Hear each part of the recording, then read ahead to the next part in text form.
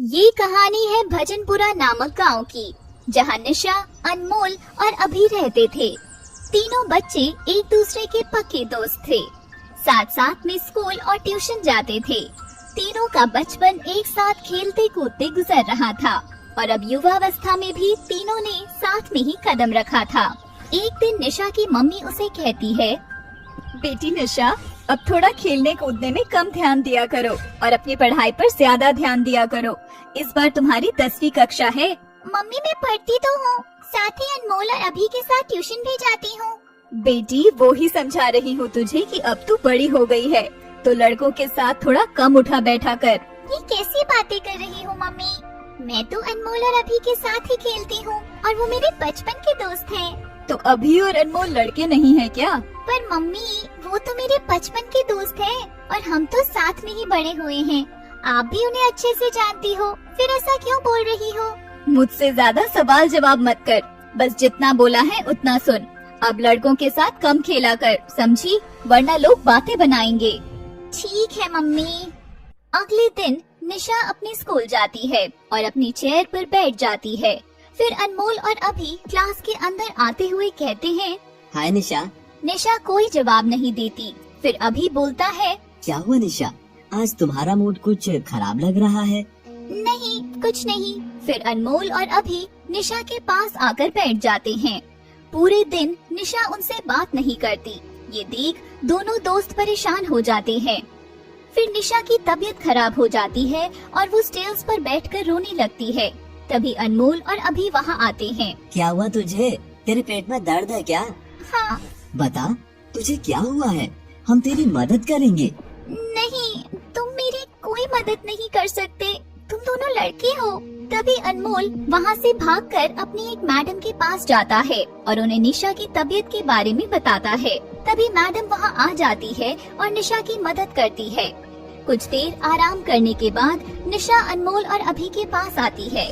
Thank you, आज तुम दोनों ने सच्चे दोस्त होने का फर्ज निभाया, पर मैं तुम दोनों से बात नहीं कर सकती। ओए, हमसे कोई गलती हुई है क्या? अगर हुई है तो बता हमें। यार दोस्ती में तो ये सब होता रहता है। नहीं, बात ये है कि मेरी मम्मी ने मना किया है। वो बोलती है कि अब मैं बड़ी हो गई हूँ और लड़कों से बातें ना करूँ। बस इतनी सी बात? अरे यार, तो क्या जरूरत है आंटी जी को बताने की? हम लोग छुपके से मिल लेंगे, साथ घर से नहीं निकलेंगे और रास्ते में मिल लेंगे। पर झूठ बोलना तो गलत होता है ना? अरे यार छोड़ सही गलत, हम पक्के दोस्त हैं ना, तो सही गलत क्या देखना। तू चाहती है ना कि हम साथ रहें, तो बस झूठ बोलना होगा, समझी? ठीक है।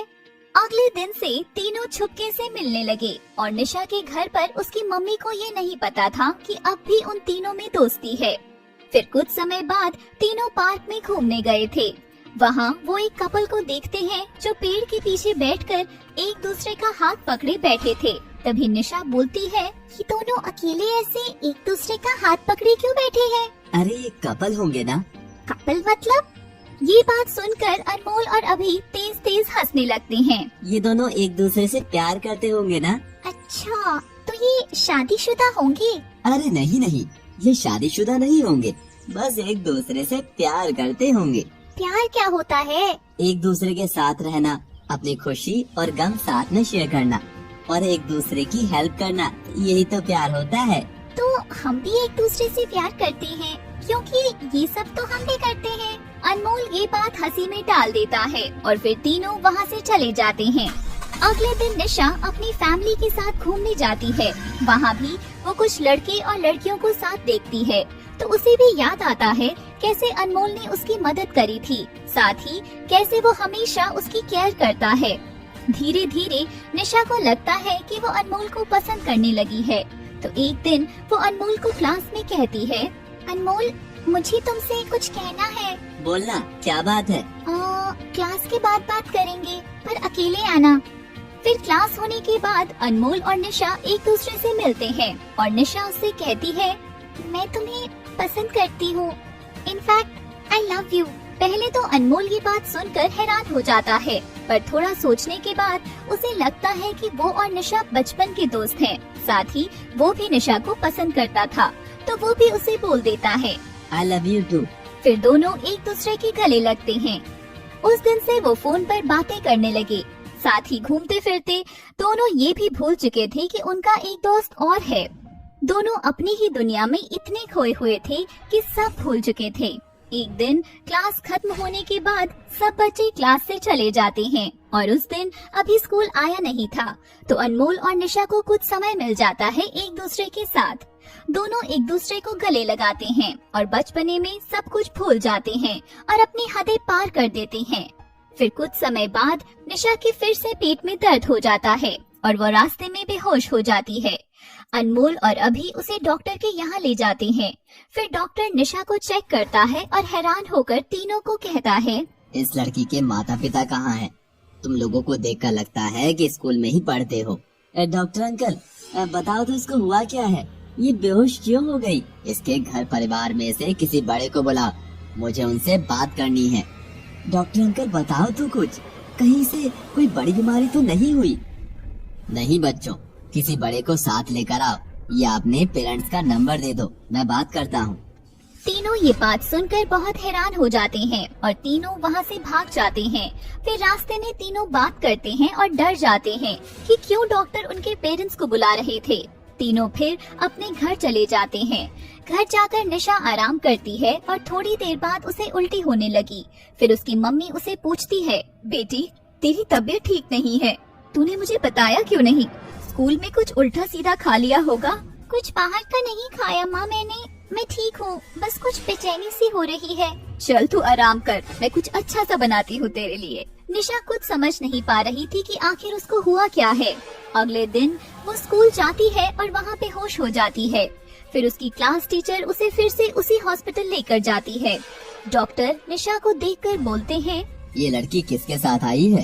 क्यों, क्या हुआ डॉक्टर? मेरे साथ आई है। ओह अच्छा, मुझे इसके बारे में आपसे कुछ बात करनी है। फिर डॉक्टर टीचर को बताते हैं कि निशा प्रेग्नेंट है, वो भी इस उम्र में। टीचर ये बात सुनकर बहुत हैरान हो जाती है और फिर निशा को उसके घर छोड़ने जाती है। साथ ही उसे बता देते हैं कि वो प्रेग्नेंट है। निशा बहुत डर जाती है और अनमोल से मिलने जाती है और उसे सब बता देती है, जिसे सुनकर अनमोल बहुत डर जाता है और निशा को बोलता है, ये क्या कह रही हो तुम? प्रेग्नेंट, वो भी इस उम्र में? देखो यार, मुझसे बहुत बड़ी गलती हो गई। यार मेरा इस मुसीबत में साथ दो, हम दोनों मिलकर कुछ करेंगे। सॉरी निशा, पर मैं अपना फ्यूचर खराब नहीं कर सकता। स्कूल लाइफ में पेरेंट्स नहीं बनना मुझे। मेरे कुछ सपने हैं जो मैं खराब नहीं कर सकता। अनमोल तुम मुझे प्यार करते हो, मैं अकेले कैसे सब चीजें मैनेज करूँगी? जैसे भी हो तुमको करना होगा, और आज के बाद मेरा कोई रिश्ता नहीं है तुमसे। मैं चलता हूँ। अनमोल ये कहकर वहाँ से चला जाता है। निशा बहुत डर जाती है, ये सोचकर कि वो अब क्या करेगी। फिर वो डरते डरते एक पहाड़ी की तरफ चल देती है। अभी निशा को देख लेता है और उसके पीछे चल देता है। निशा सुनो, निशा। अभी निशा को बहुत आवाज देता है पर वो नहीं सुनती। फिर निशा पहाड़ी के पास खड़ी होकर कहती है, अब मैं जिंदा नहीं रह सकती, मुझे मर जाना चाहिए। निशा पहाड़ी से कूदने ही वाली होती है कि तभी अभी उसका हाथ पकड़ लेता है और उसे थप्पड़ मारकर पूछता है, तुम ये सब क्या करने जा रही थी निशा? ऐसा क्या हो गया जो इतना बड़ा कदम उठाया?